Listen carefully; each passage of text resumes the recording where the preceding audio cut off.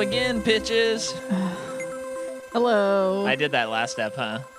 I don't know. I think I don't introed remember. by saying something. What's up, pitches? Yeah. Well, get prepared for another epic episode where you get pitch slapped, baby. And let's just get through all the rigmarole. This is Macaw Podcast Universe. I'm Jordan. That's Micah. We're married. We exist to prove people wrong when they say sequels are never better than the originals. And now, Micah, I have a question for you. Oh, wow. Okay. So you picked the series. I did pick the series. You picked pretty much all the series. You pick some. I'm not saying that as a bad thing. But this is your doing. Why we had to watch these. Yes. It's nice that there are only 3. It is a nice palate cleanse between Dirty Harry. Well, pretty much anything else we've watched. And what we'll get back into for the next series. Yeah. That being said, how do you feel about it now? Well, okay. One of the things, we have to watch so many superhero movies and then in turn like action movies. Yeah. And so the idea of watching a comedy that is so different from any other series we've covered as far as just what we're going to witness and see and hear was so exciting to me. And as we said in our first episode, my experience with Pitch Perfect 1, like the first time I saw most of it, I was like, this is really good, you know? And so I thought it would be a really refreshing palate cleanse. I still think it's certainly a palate cleanse. Sure. But maybe not quite as refreshing as I had hoped it was going to be. They are all mercifully short. Absolutely. So even if we weren't enjoying anything, it's like, well, this won't last for very long. Yep. So you don't regret anything? No, of course not. I mean, we gotta cover everything, you know. And and at some point, you know, a man's just has to look himself in the mirror and say, I've seen all 3 Pitch Perfect movies, and I have now done that. Yeah. So all that being said, this movie is a hot, steaming pile of garbage. It's really bad. Really, I couldn't bad. have been prepared for how bad this was. No, I thought it was gonna be more of. I had no idea what this movie was about. You had thought, like, from what I remember you saying, like, you thought maybe it's like some kind of like spy thing. Like they got tangled up in something, and it's like, well, that sounds pretty fun. Yeah, well, so I thought they were gonna do something that, like, a lot of times, and I did not think of any examples beforehand, so I'm gonna struggle to get my point out. But occasionally, a third movie in a series, especially one that's pretty straightforward like this, they just kind of go like, whatever, like, let's just make a random movie. And so I thought that's what this was going to be, instead of like, oh, let's repeat the same thing a third time, that they were like, for some reason they have to go on a spy mission. Yeah. And when the movie started, I thought, okay, it really is a spy mission. Kind of like an episode of Community. Sure. Where it's like they do go to community college, but it's now an episode of Goodfellas. Yeah. And a lot of times that's a very tame example from that show. It's the first one that came to mind. Right. But yeah, again, I can't think of examples off the top of my head, but a lot of times that third movie is just kind of strange or weird, or they just are exploring ideas that are strange. And so I thought that's what this would be. But this was not that. At some point in the movie, I want to say relatively early on, I said they had no business making this movie. Yeah, you were real mad. I was. And I just so uncomfortable yet again. If you've listened to the 2 previous episodes, acapella makes me so uncomfortable. And apparently so does just, I think, people who are supposed to be earnestly in a band playing music also makes me cannot get into that yet. We have to wait, because we're going to have to unpack that probably for the next 4 episodes. Okay. That one scene. Yeah, so this was definitely a disappointment. This is definitely a series that gets, like, each entry is probably 25% less good than the first entry, because we are in like dire territory on this. Yeah, one. This is really bad filmmaking on a lot of levels, which we are going to dive into. So yeah. Are you pretty upset that we had to cover this series? I'm not upset, but I sure hated this movie. And I didn't really like the last one. Yeah, I didn't either. like the last one either. I defended it a little more than you did. Yeah. But yeah, this one this goes in the camp with a few other series we've covered where the sequels are not better. No. A big issue I had with this movie, there were like no cameos.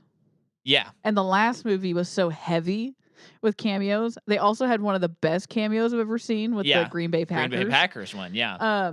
And this movie had none. Like hardly any. And well, they recycled that joke, but without like a funny face or like it wasn't a very funny position. It was crazy that people, like, when they got into a new scene and they introduced a very, like, a tiny character of a thing doing a thing that's funny. And it's like, oh, you couldn't get this person, so you just got a featured extra. Yeah. When, like, if it was the last movie, they would have gotten, like, Paul Rudd. Even so, because that one part in the movie when I was like, oh, okay, so they couldn't get Paul Rudd. Because that was a clear, obvious, like, that's who the cameo would be. Yeah, explain to the listener which person you when they're saw in DJ Khaled's suite and they go to the guy who's like making food and drinks and stuff. That guy just had such a like Paul Rudd-esque delivery and look about him. And if they couldn't have gotten Paul Rudd, they should have gotten Ryan Gall, is what I think. Yeah. It's like we didn't even get like, because you and I have watched enough things now and we listen to enough Comedy Bang Bang for long enough now that it's like, even if we're watching a comedy that's not very good, sometimes there's a Comedy Bang Bang person in there. Yeah. And it makes it more fun because you're happy for them because they got a job.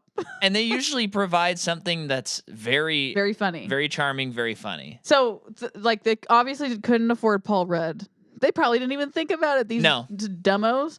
But they should have gotten But it Ryan was so Gall. Clear that it should have been him. So clear. And then tell the other, just hit them all while you're here. Okay, so the first one was when the girls get to the army base or wherever they are, and immediately the guy that comes up, it's like, oh, they couldn't get Channing Tatum. Absolutely. Like, and he kind of talked like Channing Tatum. Kind of it was talked like weird. him, kind of looked like him, had absolutely no charisma of Channing Tatum, was not funny like Channing Tatum. No. But it was clear that they wanted a Channing Tatum type.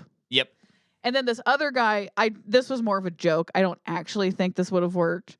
Yeah, because he would have been too old. Too old. But he did look like him. He didn't turn into a love interest, though. Well, so he did. But because I couldn't tell throughout the movie if they, like, I feel like they rewrote that character while shooting. Because it felt like sometimes he was supposed to be a dick. And then other times it felt like he was supposed to be the love interest. And then he was neither.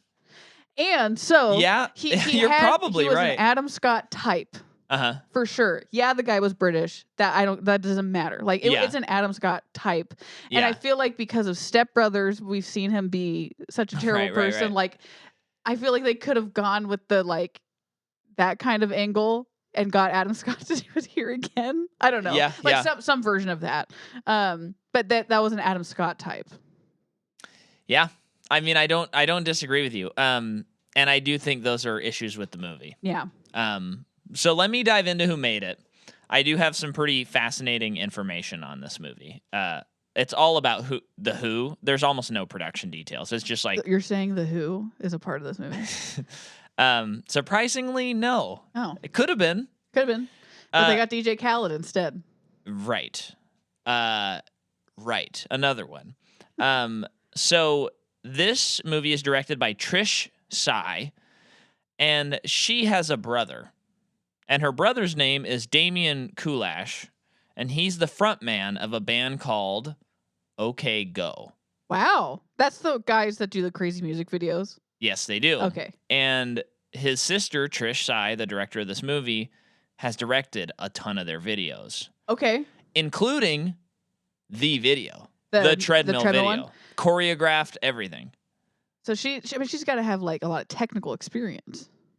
Well, this is... So... Yes, let me finish my little notes on her, and then let's talk about it. Because when I hear that, I think that the movie should look and be better than this. Mm-hmm. But we'll talk about it. She also did their video White Knuckles, which I don't remember what happens in that video, but I remember it being cool. She directed Upside Down and Inside Out, which I don't know. The plane one, maybe? Yep. Okay. That's the one where they go into a weightless plane ride, and they do stuff to it. It's crazy. And then she also directed Step Up All In, Yeah. and The Sleepover, which came out on Netflix in 2020, a movie that does not exist. Yeah. Yeah, so I saw that Ken Marino's in it. Oh, is he? He's on the cover.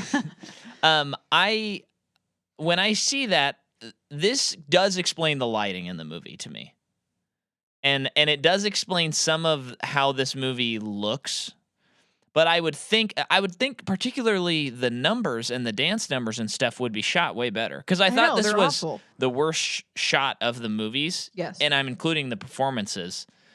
It was just a bunch of quick takes, really. It was quick cuts, a lot of close-ups. Yeah. This is like a problem in like a lot of modern filmmaking when people do like musical numbers and stuff, they don't show off the musical numbers. Like you want to split the difference between like watching a Broadway play and it's a movie. Mm-hmm. Perfect example, West Side Story, Steven Spielberg. There's huge sweeping takes, and I know it's picture perfect, okay? I understand that. But these ladies are performing on stage, and there's just the camera movements aren't complementing their performances. Weird close shots and some of them really fast in a way that didn't complement it, and just not accentuating it. No. So I thought that was odd to find out that she's done these videos that are like some of the best music videos ever made. Yeah, it's like what the band's known for. Yeah. And she's won like a lot of awards for those music videos, of course. Yeah, that makes sense. But yeah, so anyway, I thought that was weird. I think the overlighting could definitely be like she's used to smaller music video sets where they do overlight stuff sometimes. Yeah. So that makes sense to me why that happened. Isn't that also kind of a cinematographer thing? Oh yeah. Okay, they need to be working together for that. The cinematographer's hands are not clean on this movie. I will tell you what. The movie has just like the most basic coverage you could imagine. It looks so gross. There's no way they shot in another country, right? I'm sure they shot a little bit in another country. Okay. I don't know how they could get people to sign on to this movie if they didn't say you get to go to France for a month. Because I would do this movie in a heartbeat if I could go back to France. Yeah. But yeah, it's very basic coverage, and there's shots like when Adam Scott, C-level Adam Scott and Anna Kendrick are talking to DJ Khaled, and it's just I hate when you're watching a scene and you're like, oh, the person wasn't there. Yes. And it just keeps cutting in such a way, and they're not really in the same shots. It's like, okay, there's DJ Khaled standing, and then they're never in a shot together except for like maybe one shot. Yeah. And it's just a poor. Why did he do this movie? Because he wanted to go to France?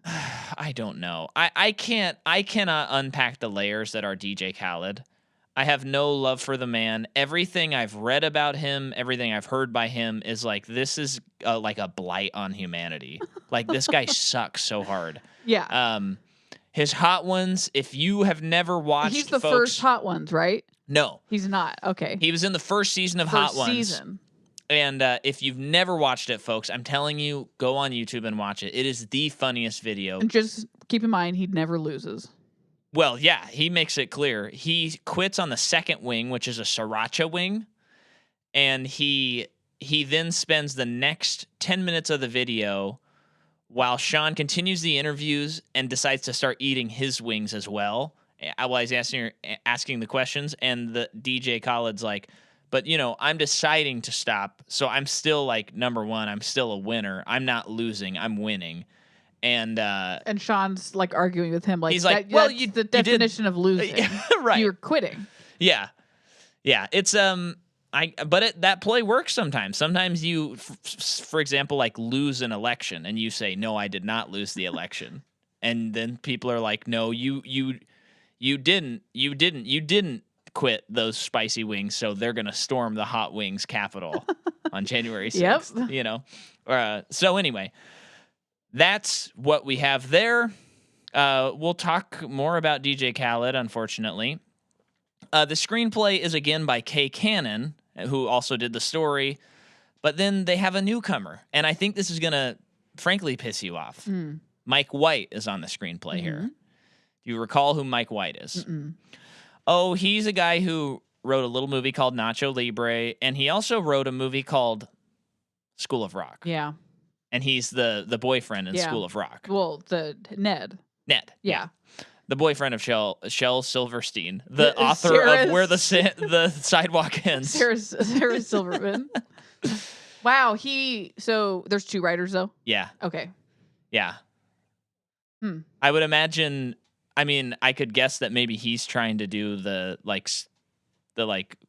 crazier stuff in the movie, because the other stuff felt still like just pitch perfect classic. I would like to know what version, like, by the time he got the script. Well, I mean, I don't know how the script was written. Yeah. But thinking maybe like the script, they're on a certain draft. Yeah. And they send it to him. Would you be interested in contributing? And he's like, oh, okay, this is an uphill battle. And he did what he could do.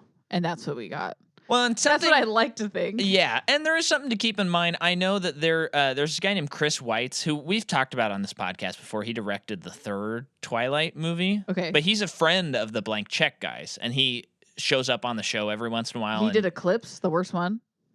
Yeah. Oh. So he's been on Blank Check before. Yeah. And he has a story by credit on the most recent Pinocchio movie. Yeah. Or a screenplay credit. And wait, which one? The Tom Hanks one? Zemeckis movie. Okay. The just garbage movie. And on a that recent, you made all of our friends watch. Yes. On opening, the night that it dropped on Disney Plus. Yes. I was curious to see. I think you knew. The movie. I don't think it was curiosity to see the movie. I think it was curiosity to see how we would be mad at you. How mad we would be. Maybe that was it. Had Zemeckis not been involved, I would not have watched that movie. Yeah. But I thought it would be an interesting thing to see what he would do. It wasn't interesting. It was uninteresting. It was bottom of the barrel. It's sad to know that the man who directed Back to the Future could be capable of such a bad movie. And if a movie's that bad, I wish it was at least attempting something. You know what I'm saying? Yep. So anyway, but in a recent-ish episode of Blank Check, they kind of said that like sometimes the way that the Writers Guild puts down their what is that called, like adjudication on who wrote and stuff like that for credits, sometimes it doesn't really accurately reflect the movie. And they were referencing Chris Weitz in Pinocchio. Well, I remember. Okay, do they have any more information on that situation? I don't think they're allowed to say, and I don't think Chris Weitz is allowed to say, but the implication was what you saw in the movie was not the movie Chris Weitz tried to write. Because I remember they had the Detective Pikachu guy on. Yeah. Both 2 people? Yeah, that's right. And they both wrote the movie, or they didn't get credit on it, and they got really deep into how it works and how it's pretty ridiculous how you have to fight for it. Yeah. Because I can't remember if they ended up having credits or not. Yeah, I feel like one of them, I think it was going to be a solo credit, and they had to fight for the second one or something like that. Yeah. I know there was a weird thing with Tim and Eric, too, with their movie that with the $1 billion movie? Yeah, where they were, like, if you're a co-directing a movie, you have to prove that, like, you are a team. You have to, like, legally prove that, like, the movie could not be made with one director. How do you do that? I don't know. Well, I mean, if you look at like the Coen Brothers movies, a lot of the first like 10 movies or something like that are all directed by Joel Coen. Yeah. Because they couldn't get that. But and now they can be directed by both. And if you look on IMDb, it says co-directed. Is that why they always did that workaround with the editor? Because they always do the editor is Roderick James, which is just them. Like that's not a real person. Yeah, they did that because they also couldn't get credit for editing their movies too, or something. I think if memory serves, it's because they couldn't be nominated for editing or something along those lines. Yeah, but it might have been some sort of crediting rule. Instead. I feel like it was a crediting rule, not like a fun like just because. No, it wasn't just because. It might have been like they weren't like legally allowed to like edit their own movies or something like that. But weird stuff. Yeah. But yeah, I think even when I saw Big Lebowski a couple of months ago, of course, folks, I'd seen it before, but I saw it in theaters, and it just said directed by Joel Coen, and I was like, this is it's not a later movie, but it's like the 90s, and they're still not a provable like brothers duo, which is kind of crazy. Yeah, because they're so synonymous with like I mean, don't get. they truly co-direct their movies. I just don't get how you can prove it without like other than being like I clocked in and clocked out every day of filming, and so did my Yeah. brother. And if you look at our tax form, we're both Yeah. like we're both filled out our tax forms for whatever, however that is like, and the job title is director, co-director. You know what I mean? It's like that simple to me. Oh yeah, no, I mean, it's So is it a very union weird. issue? It has to be a union issue. I Like don't the know. legality of it or something? I mean, I wish I knew. $1 billion movie. I'm trying to see if Tim and Eric's how the crediting did go down. So they were able to get crediting for both. But yeah, I remember listening to one of his podcasts, and he was talking about how much it was a total pain and so time consuming for them to both get directing credit. Dang. Interesting. So I think there's some of that with writing too. Yeah. I mean, remember our X-Men series, like Christopher McQuarrie did a draft on one of the X-Men movies. And he wanted to be removed. Yeah, he didn't want to be a part of it, even though some of his stuff is still in the movie. Yeah. It's crazy. Yeah. But let's get back to this movie. Okay. The cinematography is by Matthew Clark, who did A Christmas Story Christmas. He did Late Night. That's a title of a movie? That's the Christmas Story sequel that came out last year. A Christmas Story Christmas is the title of that? Yeah. That's bad. Yeah. Didn't see it. Heard it was good. Oh, A Christmas Story, the sequel to the classic movie. Yeah. Oh, okay. Still a bad title. He also did what is her name? From The Office. Kelly from The Ellie Office. Kemper. No, Kelly from The Office. Oh, Mindy Kaling. Mindy Kaling's Late Night. A huge flop of a movie. You know what's funny? That is actually Erin's name, Kelly. Remember? They when she was new in The Office, Charles Minor was like there, and it was both Kelly and Kelly. And they wanted to call one of them something different, and Erin said, well, you can go by my middle name, Erin. And Charles Minor said, oh, okay, great, that's a very pretty name. And Kelly like freaked out. That's She's like, right, well, my middle name is Rajani Ganda. And she storms out. And Kevin says, I thought Rajani Ganda was a boy's name. But anyway, he also did Mike and Dave Need a Wedding Date. This movie looks like a Hallmark movie. It's just so bright. It's so bright. And it has that the colors very are blinding. soft lighting. Yeah. That like everything's reflective kind of, that soft hue. And everyone's like in neon. Really just bad. all primary colors everywhere. Here's my thought. If this movie was a Hallmark movie, it's the best Hallmark movie ever made. If it's a Disney Channel movie, it's the best Disney Channel movie ever made. But as far as real movies go, it's really terrible. Really terrible. But it would have looked better not with the expectation of, oh, it's a real movie. Yeah. This would be like, wow, this is a really good looking TV movie. The music is by Christopher Leonard, who did The Curse of Bridge Hollow, The Boys, Barb and Star Go to Vista Del Mar. The movie has a $45 million budget. Domestically, it makes $104 million. Jeez. So that is an $80 million drop from the second movie. The that's second a movie. lot. Sorry. Still made a lot of money though. But it's $40 million more than the first. Okay. So hit. Worldwide, it makes 185. The second movie made 287. Oh wow. Okay. So it's 100 less on that, but the first movie made 115. It's a low budget. You think they're doing another one? There are people who are asking on the internet, and there's some of the cast have been like, yeah, I would do another one and stuff. Another one. I kind of don't think that they will do another one. Yeah. Or if they do, it will be like Pitch Perfect for the next generation or something like that. Like, okay. I don't know how they could rope story-wise everyone back together in a way that felt at all this one cohesive. barely worked. It didn't work. Yeah. And the last one didn't either. No. So, yeah. Anyway, in 2015, Banks was confirmed to direct, and then she got too busy and didn't direct the movie. Okay. And that's what I have for the notes of the film. Hit me, baby, one more time with actors. Whoops. Come on. We have I'm skipping past the main crew. For some reason, John Lithgow's in this movie. Yeah, who we've never covered before. Can't believe it's going to be this. He is the grandpa in Interstellar. He's also in this is a name of a movie. The Adventures of Buckaroo Banzai Across the Eighth Dimension. Sounds good.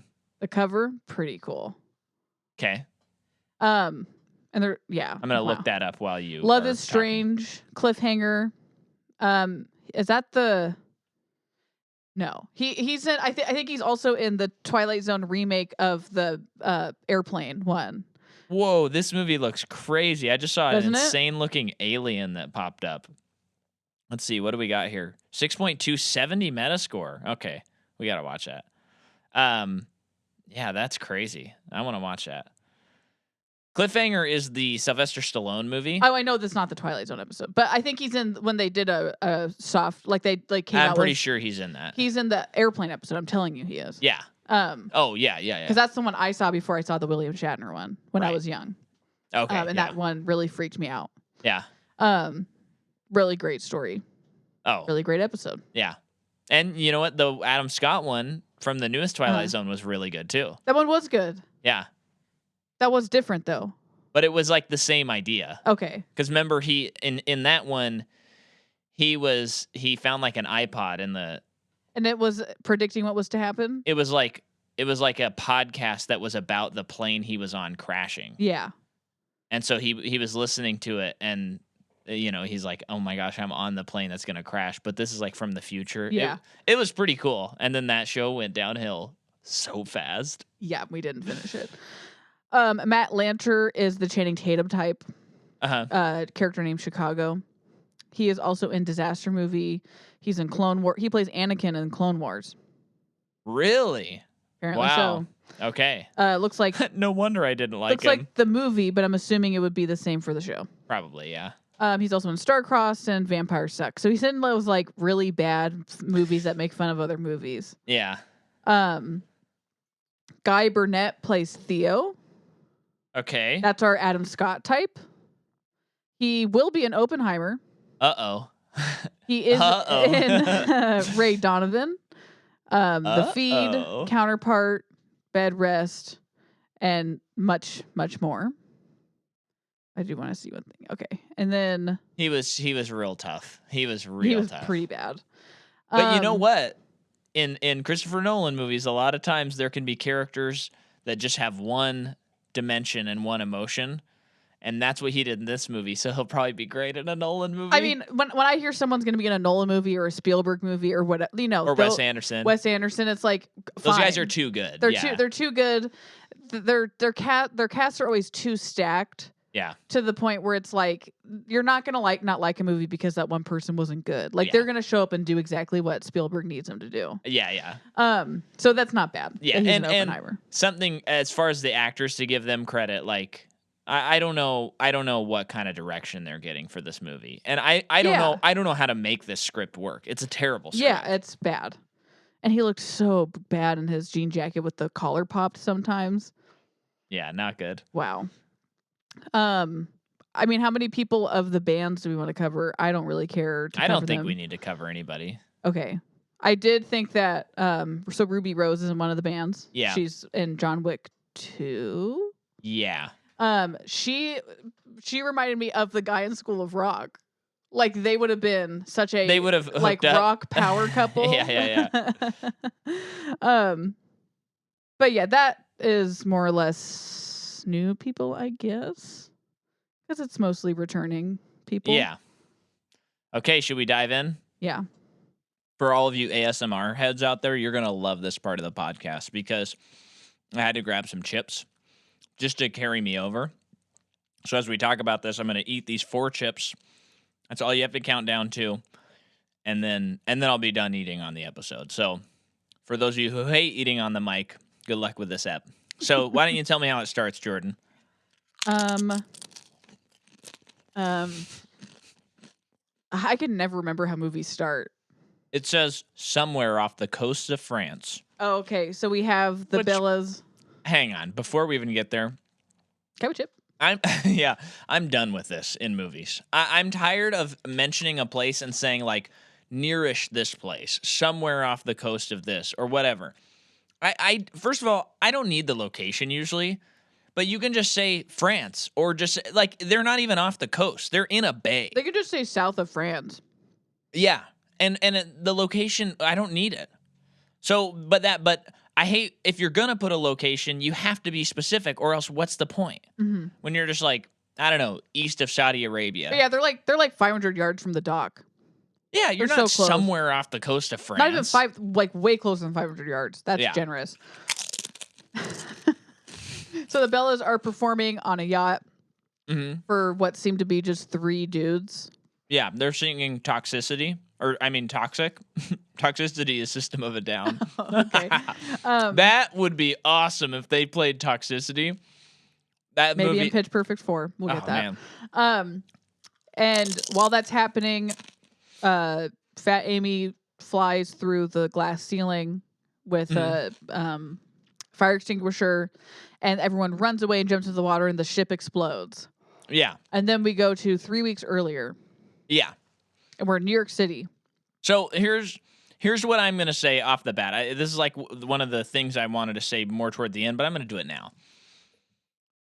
The movie starts and we see the explosion. We see that they got out safely, and we see that they defeated the bad guy because he was in the eye of the explosion. So this whole movie's building up.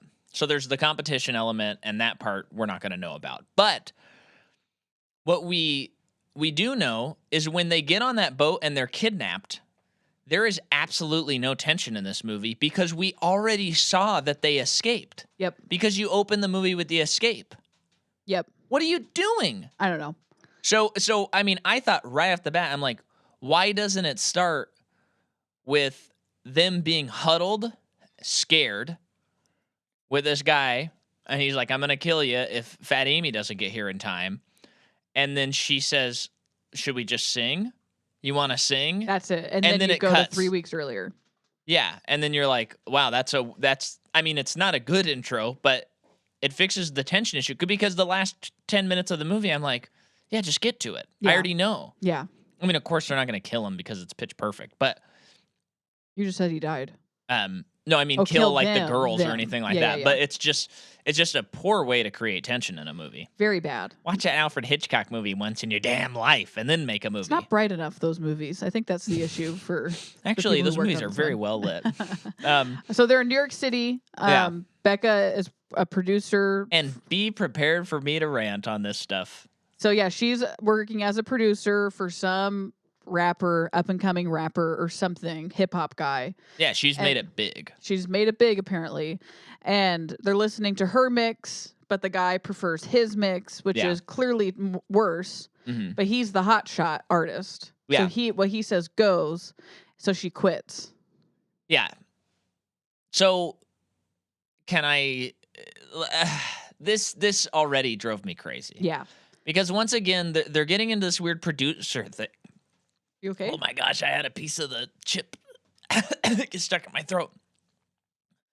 So you have the producer element that they're trying to add into the movie. And I understand being true to your art. But as a producer, your job is to make their vision come alive. Mm-hmm. And usually if you have a good producer, you can find common ground and you'll fight a little bit, but you'll get to where you're both happy. Mm-hmm. But in this movie, it's clear that it's just like a paid gig. She wrote a different song with his stuff. Straight up. I mean, she can just change the lyrics and use that for herself. Yeah. So I almost think like the movie actually, I think this fixes all of the problems with her. If the movie, she's like, I quit being a producer because I realized that I want to be my own artist and I don't want to bring other artists' visions to life. I want to bring my own. So I want to write my own music. And then the whole time she's trying to write music. And then DJ Khaled's like, I want to sign you. I think you got the goods. Instead of this weird thing where she's like, I'm a producer. And then they're like, well, you're supposed to be a songwriter even though you're a producer. And it doesn't make any sense. No, it doesn't. And so right off the bat at this scene, I'm like, if he comes to you, and I am very much someone who I think you need to stay true to your artistry. But if someone came up to me and they said, "Hey, Micah, I want to hire you to produce my song," and I came up with this great mix, and they go, "I don't like it. Can you just release the mix that I have?" And you're probably getting paid, I don't know, 5 or 6 figures for like the level they're at. I'd be like, "Sure. Mm-hmm. Do you even want my name on it?" And they would probably say no, and then I'd be like, "Cool. Better. Just give me the paycheck." And then I have a song that I can use for the next artist that's coming in. Yeah. It's absolutely bonkers to me how little this plot makes any sort of sense.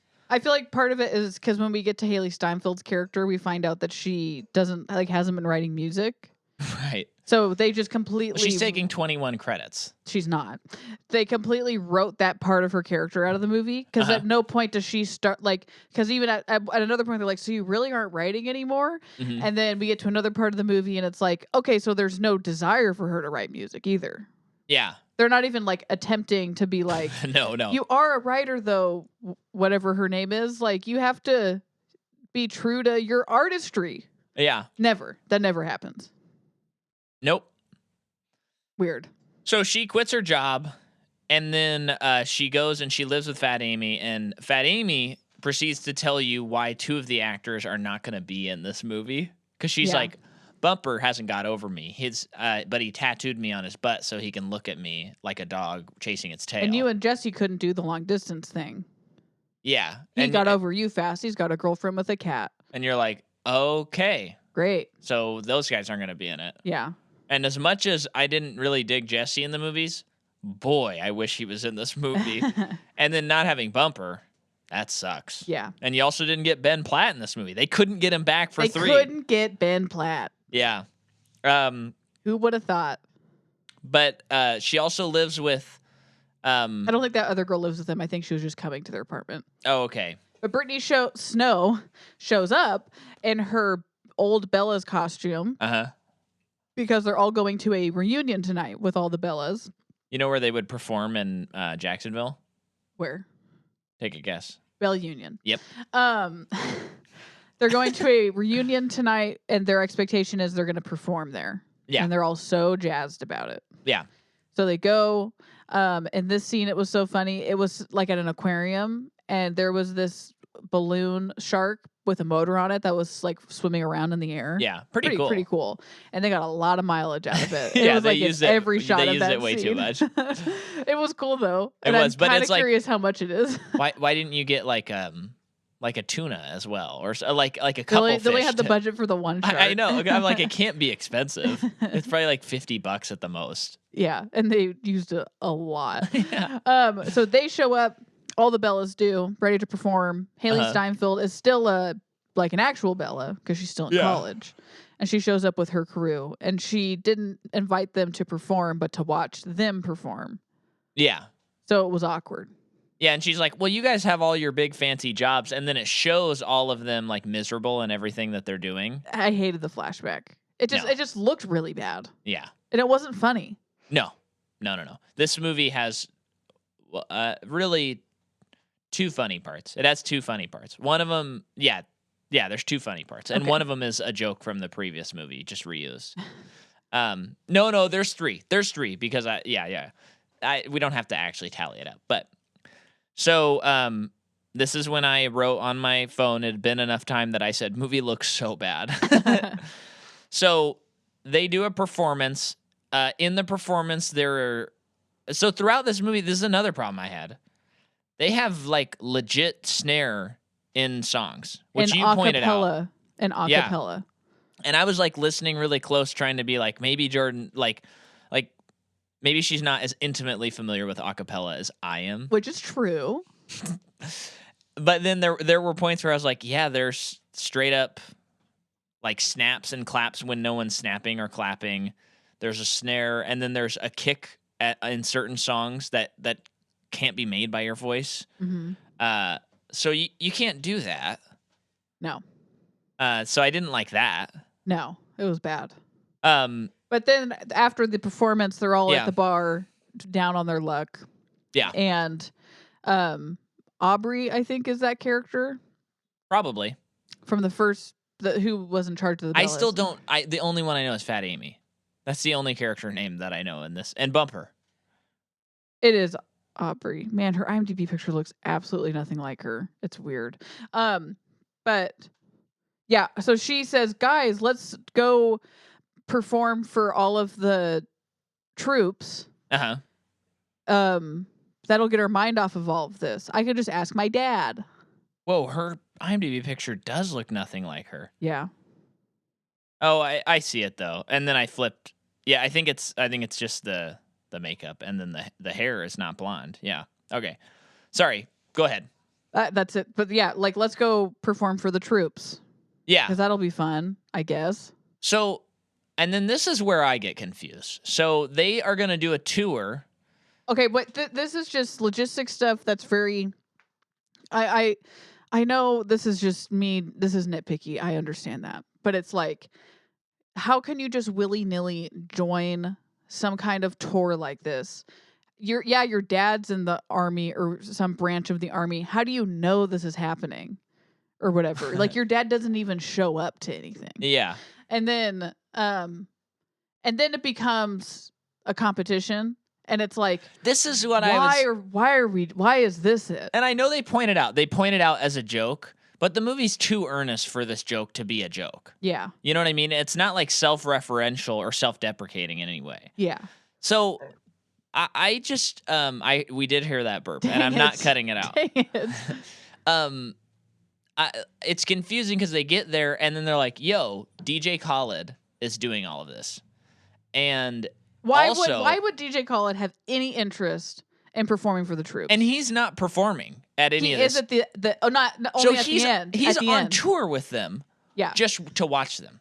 He's not just gonna like pull up YouTube and choose who opens for him. No. So then the bands that are there, there's a country band, there's a rock band. It's like a Mumford and Sons type. Yeah. And then we have a like all female girl rock, like alternative rock band. Yeah. And then we have a DJ and his hype man or something. A DJ and a rapper. Oh, a rapper. Yeah. Okay. Wow. I think. And so a rapper. And then it's like he's gonna choose which one opens for him. So if you went and saw DJ Khaled that year, you may have seen a cappella people open for him, or a country band open for him, or a girl punk band, or the one that actually makes sense, a hip hop artist. It's kind of a no-brainer. I have no idea, but I feel like he's only deciding for the last stop on this military tour. It's not for his personal tour. I truly did not understand. And throughout the movie, at their shows, there were children there, and I just didn't understand that logistics because they're in like Europe, but and these are like bases. Americans stationed in these countries. I guess because I know so little about how like the intricacies of the military families could live over there. Yeah, that's true. So I guess they could maybe attend those shows. I guess. I don't know. It's baffling. I don't even. It's baffling. I don't even want to figure it out. Is the thing. I don't know. And I think that's what they're banking on. Yeah, they are. But you can't help but try and kind of figure it out. Yeah. Even if you're halfway there. Yeah. But they're doing this. They show up. It is a competition, so they're happy about it. And then they're meeting the other groups, and all of them are looking down on them because they're a cappella, because that just means all they do is covers. To which, throughout the movie, some of those bands are just performing covers, I think. Yeah. So what's I don't the get rub? that. And okay. Now, and before we do that, I do want to point out something that is kind of crazy. I thought about this, and I think it makes sense. If you were a DJ artist like DJ, him, having an a cappella group open for you is actually not a bad idea, because they come out, they do the pop hits. Because watching like a DJ perform, it's about like the dance and all that and you know, like getting into it. But if you're at like a stadium watching a DJ perform, I can't imagine it being that fun. Yeah. So, but not to diss on DJs. I mean, they are cool. Not DJ Khaled, but so having said all that, I think having an a cappella group open for you would be cool because they can play those pop hits, get the crowd amped up and into it, and like, oh, this is actually pretty legit. But they're not going to overshadow you, because if you do the punk band. They might have some bangers that are like, yeah, but they actually played like their own instruments and it was like pretty badass. Mm-hmm. So I kind of think that it's actually a good move to choose the cover band. So that's what I think. I thought that was an interesting take.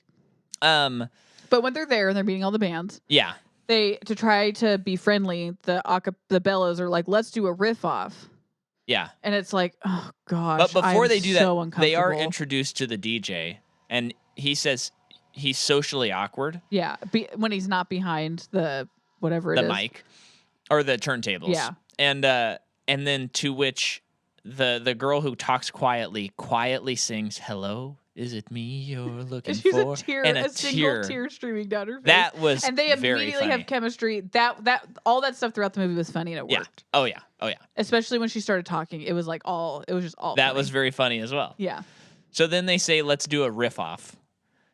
And this just felt so like we just have to like this is it's forced. It feels forced. It felt like a Marvel movie where it's like, well, it's an Avengers movie, so Captain America has to say this line, and it's like it's pitch perfect. You don't have to like. There's not like a lore that you have to adhere to. Yeah. You don't have to have a riff off. Yeah.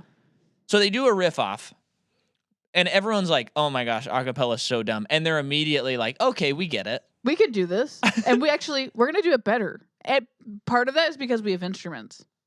Yeah, and before they even get to that, the first category they do is artists you didn't know were Jewish. What the F, First of all, maybe a little racy, maybe not also the best thing to do. Freaking specific. So I couldn't answer that question with one artist. No. And I don't think we maybe should be answering that question with one artist. What a weird, it's just so weird. It's so weird, and I don't think it like speaks to the people who are seeing this movie. No. Like the dating John Mayer thing in the last one, that's something we can all get behind. Yeah. But I don't know what this is. And so while they're doing that, it is pretty funny though, but it is the Green Bay Packers joke, just not as funny because a group of like 5 military guys just step forward and sing a song. Out of nowhere. And that was pretty funny. That was funny. Yeah. But then then the other groups get on stage and they're doing their sound check and they're continuing it where they've now changed it to zombie apocalypse is the category. And so they're performing all the bands together in unison. I mean, as a musician, my brain with a key hurts change so bad at a certain point. Yeah, key change, just random. I'm just like so pissed off at the movie right now. and somehow I couldn't believe it because this whole thing, it is fun to watch and it's interesting. And like, if it was real, if someone it's like watching a car accident. Yeah. If someone could really like acapella groups really did riff offs. I don't know if they do, but it would be pretty fascinating to see that happen. That's pretty wild. Yeah. Like the amount of talent you'd have to have. I mean, I'm not well versed in enough songs to ever participate in something like that. No, me neither. But somehow adding instruments made it so much more embarrassing. Yes. This one was like putting my hand up above my eyes and then I think opening during two this fingers. Scene, I like looked away. I had to look away. And I was just like, for some reason, this is too much. It's too much. Now, on top of all of that, John Michael Higgins. Yeah. Or is it Michael? Yeah, John Michael Higgins and Elizabeth Banks are in this movie. Yeah. Somehow, out of the ludicrousness of all of this, they may have the most ludicrous element in this movie. In a good way or a bad way? Absolutely bad. Oh, okay. They are like, hey, we're filming a documentary, and they're just filming stuff. Of the Bellas, specifically. Of the Bellas. And they're just like chastising them at every turn. But there's no real explanation of why they're doing it, what they want to do with it. Nothing. And at the very end of the movie, they're back to just commentating. And I, again, felt like embarrassed by that. Yeah. And it was so weird because then after that, and I know this is like maybe taking it a little too seriously, but after that, they show footage from all of the movies that's on their documentary. And it's like, they just started the documentary. They don't have footage from 2 movies ago. This doesn't make sense. I didn't take that as that was their documentary for some reason. Oh, they said it was. Oh, okay. He said, let's look at the footage. And then it started showing that. Okay. But I just didn't understand. I know that they wanted them in the movie because they wanted them in the movie. Yeah. But it was like, why are they in this movie? I don't know. And I don't think a single joke of theirs landed for me. No. It was like They were this not is old funny. news, man. Yeah, that's how it felt. They've more than anyone else in the movie. It's like when you graduate high school, you Yeah. leave or you move on to do other things. Some time passes, years go by, and you come back home or something, and it's like you see people who haven't moved beyond high school, Sure. and you feel sorry for them. Yeah. That's how they felt being in this movie for me. Yeah. I just hope they all got a fun time in France. Yeah. So now we got to talk about it. You know what I'm going to say? No. I'm going to say 2 words. Turnip top. Turnip top? Mm-hmm. Turnip top. Turnip top. What's that? Oh, I don't know. It's a flashback that Fat Amy has about her dad who calls her Turnip Top and sings to her songs. What? He calls her Turnip Top. Oh, okay. So she discovers that her dad has found her? Yeah. Oh, okay. Because of the little stuffed animal on her bed? Yeah. So she discovers that her dad found her. And apparently they got John Lithgow to play it. And he has a pretty abysmal Australian accent. You said it best where it's like, who does he owe money to? What debt does he owe?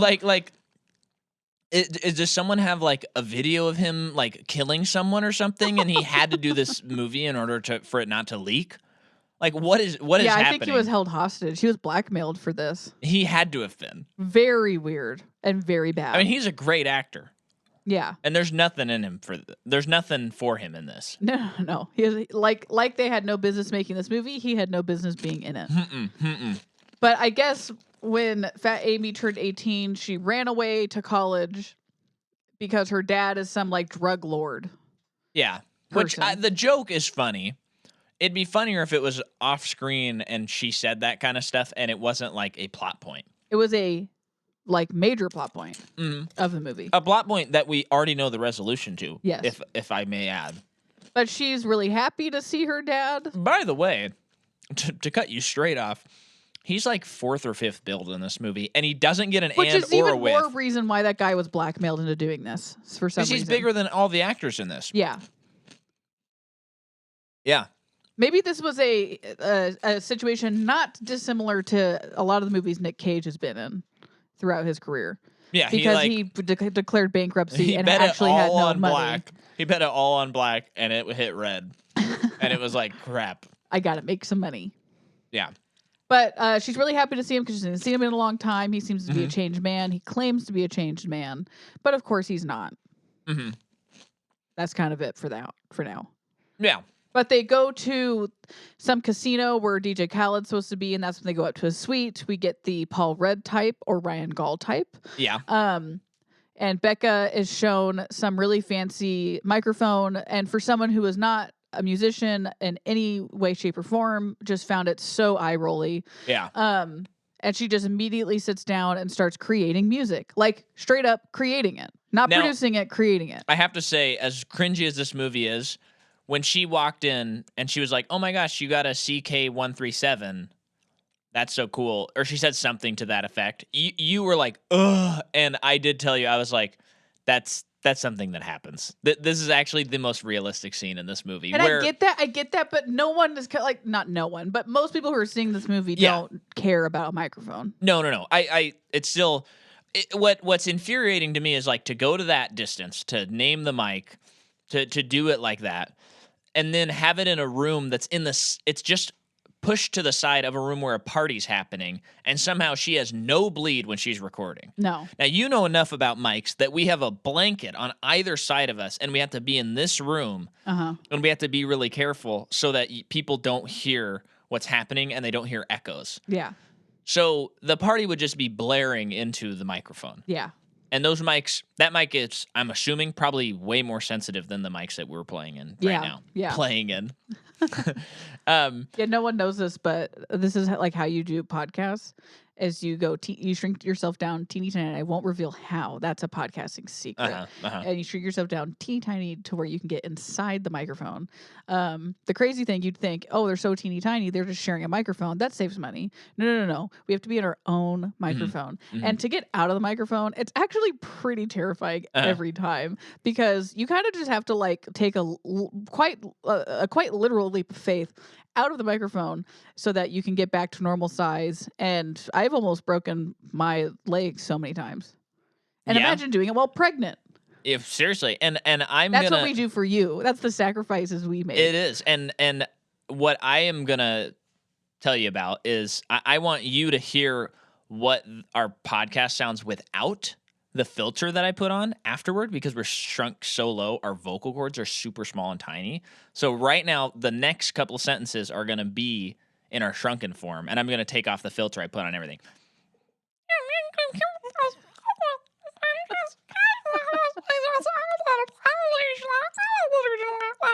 So that's what it sounds like when we don't have the filter on, where I have to move us down whole octaves. Yeah. So, yeah. So you sitting there at home thinking, oh, everyone has a podcast. Anyone can do a podcast. It is actually a terrifying experience, and we take our lives into our hands every time we record. That means Conan's doing it too. And you better believe that Obama and Springsteen are also doing it too. Office ladies, doing it. Yep. Scrubs guys, doing it. That's it. That's our episode. Yeah, so... when they're doing these tours, this is more a movie thing, but the movie has such bad will at this point that I'm like, I had to point this out. Each band comes on stage. These are kind of elaborate sets, except for the acapellas. Okay. Oh, I never realized acapella. Bellas. Me neither. Yeah. Cool. Each band comes on and they play one song and get off the stage. Yep. So it's a 4-song show. It's like a if you really want to be generous, a 15-minute show. Yeah. And that's not including all of the setup in between sets. Which usually takes quite a while.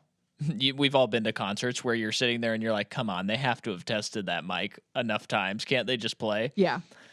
They also, not only did they do the whole Jewish thing that I think is a little bit on the maybe you shouldn't have that fringe. In a movie that's in 2017 that came out on my birthday in 2017. But they now have Fat Amy doing a Jamaican accent in one of the songs. Maybe not. Maybe don't. And I did also point out it's so funny that people are so down on them. I know. Like they look like they're putting on like a pretty great show. They're all amazing musicians. They're also award-winning. They're award-winning. Famous. And I know like we've talked about how like inherently like this type of acapella can be goofy. What do you mean this type? All types. Well, like if it, yeah, I guess cover, but I mean like cover music, you know? Okay. Where it's like pop music and stuff like that. It can be a little like, you know, see our first episode. Yeah. You know, we talked about it thoroughly. But it's weird because I think like at the end of the day you have to be like, well, they're incredible singers. Yeah. And the way that they are able to like route these songs and like compose this structure and dance is pretty incredible. But after every show, it's like, oh brother, the Bellas played. Yeah, you're not getting the spot with DJ Khaled. Yeah. It's so.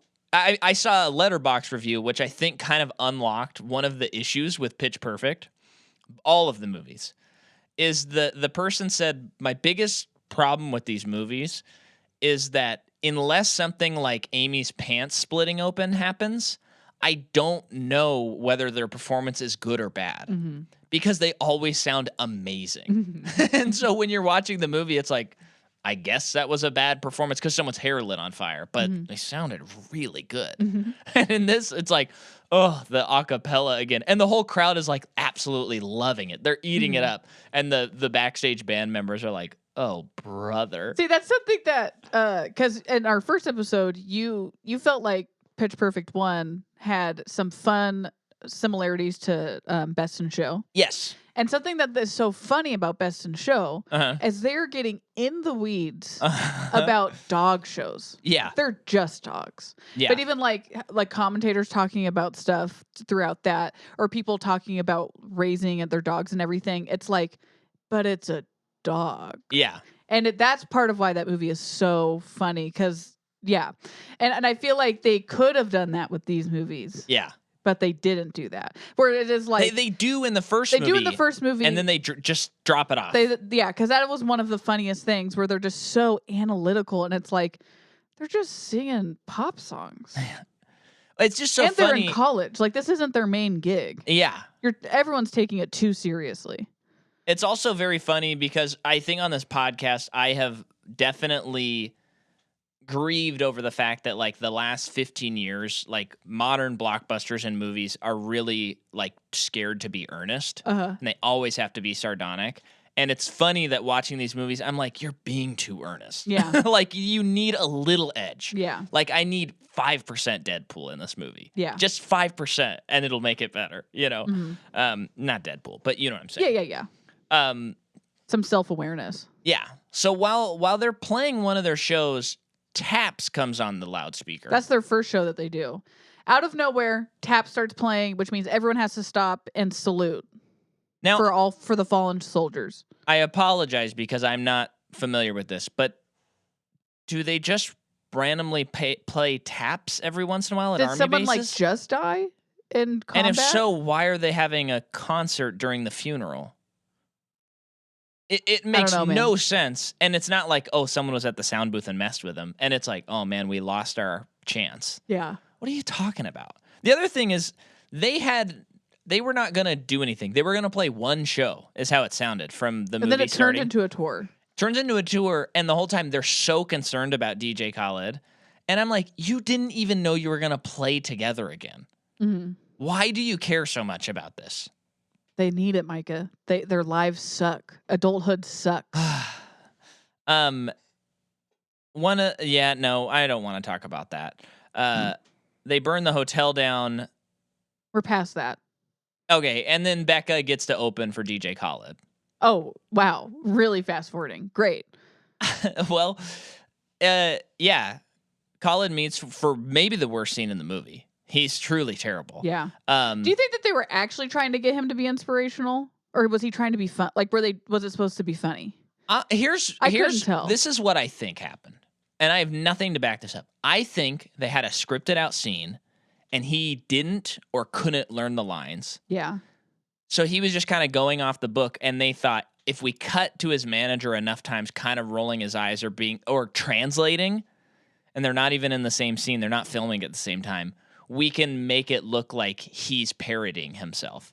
But I think he was probably being sincere and didn't learn the lines. That's what I think happened. That is probably what happened. Because he always wins. Another one. Yeah. So in this scene, he says, I want you, Becca, person who has no original music, to open for me. I listened to that one thing that you've played with that one night. And I liked it, so I want you to open. I don't even have words to describe how little sense this makes. No. But Micah, in this world and in this story, everyone's only playing one song anyway. So Right. she did just make one song. I just think it would make sense if he just said, like, I want to give you a record deal. And she says, oh, could it be the Bellas? Well, that doesn't make sense either, really. But it's like, no, he wants her to tour with her and a record deal.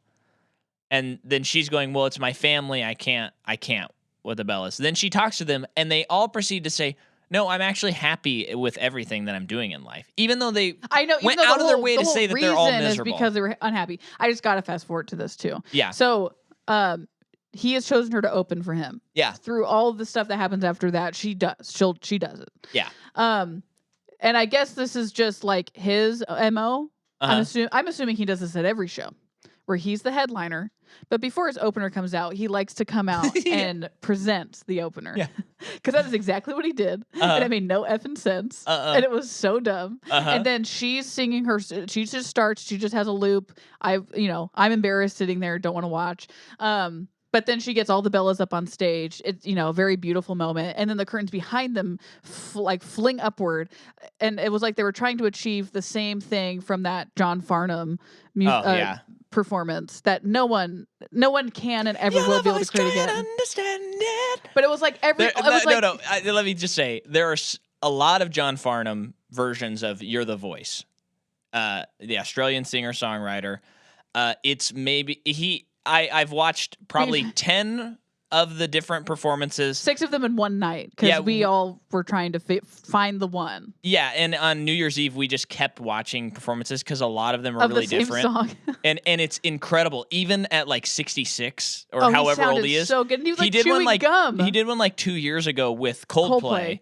And they did not change the key, and he was still going, "Yeah, that voice, trying to understand it." I couldn't believe the man is. I mean, he makes me wish I was Australian so I could say I love that guy. He's an Australian. I know, because we watched enough videos to know, like, oh, this is their national anthem. Yeah, this is like their guy. So there's quite a few performances. Just spend some time watching them. But he has. The song has a bagpipe solo, and there's this one where he's playing with like this huge orchestra, like a 50-piece orchestra.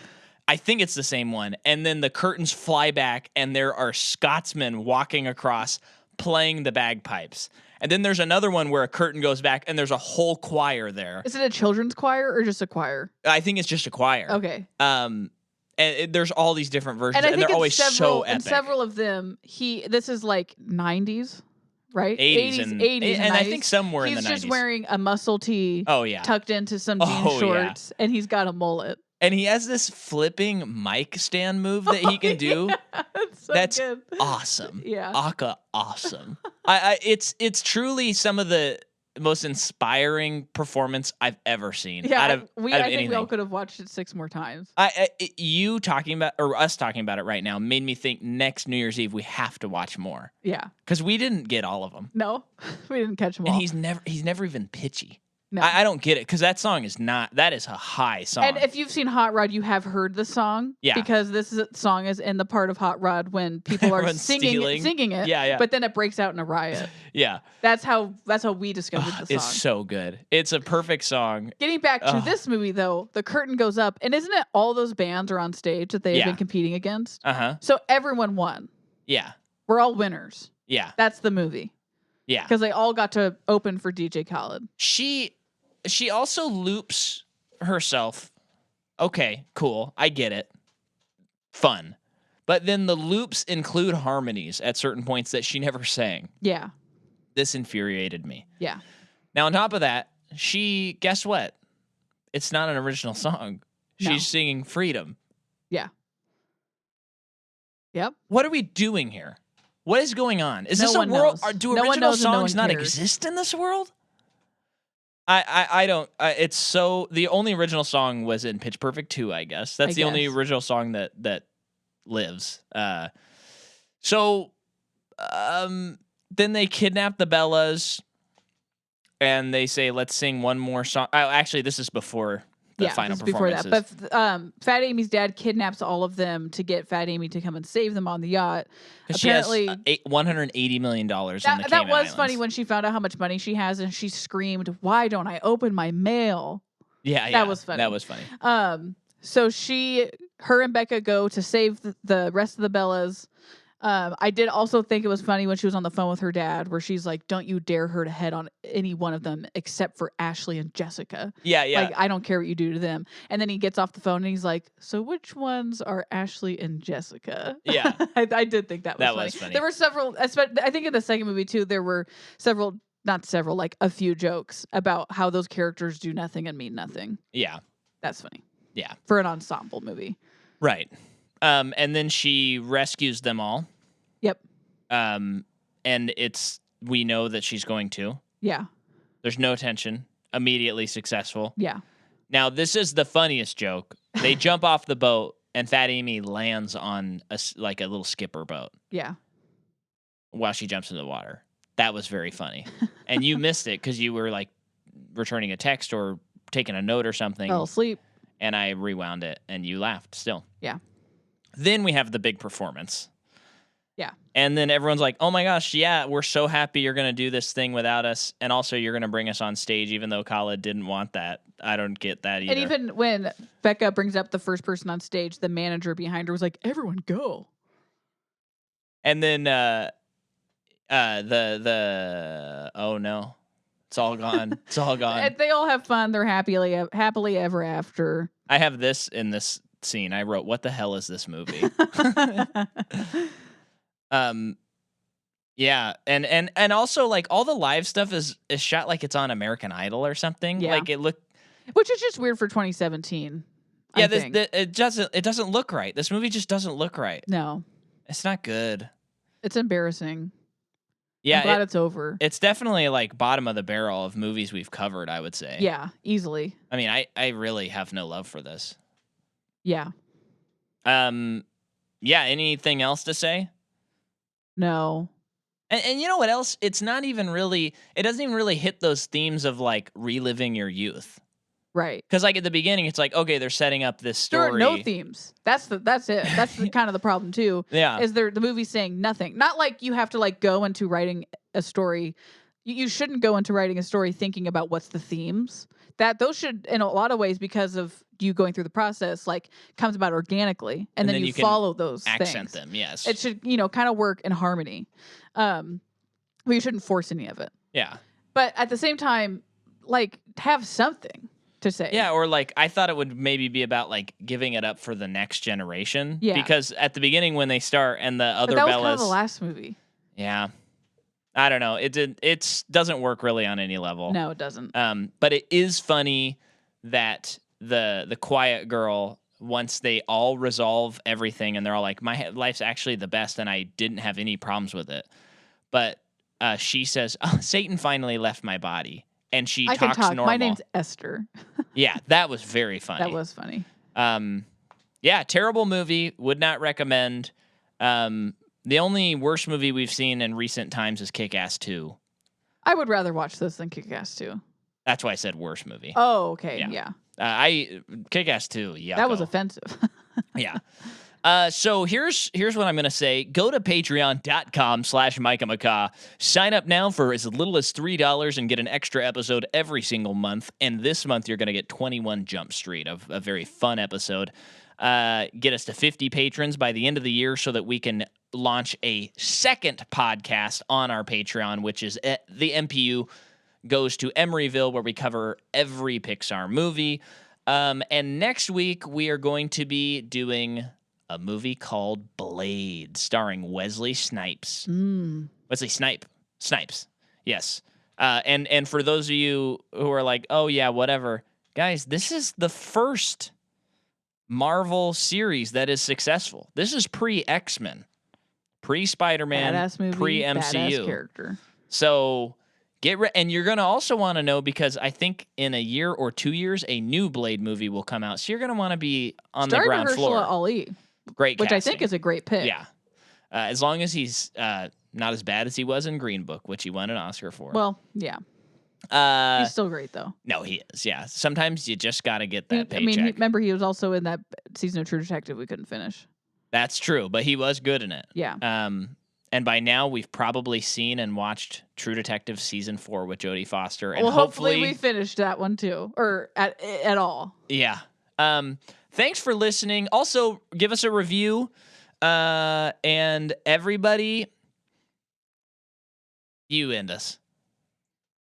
Pitch out.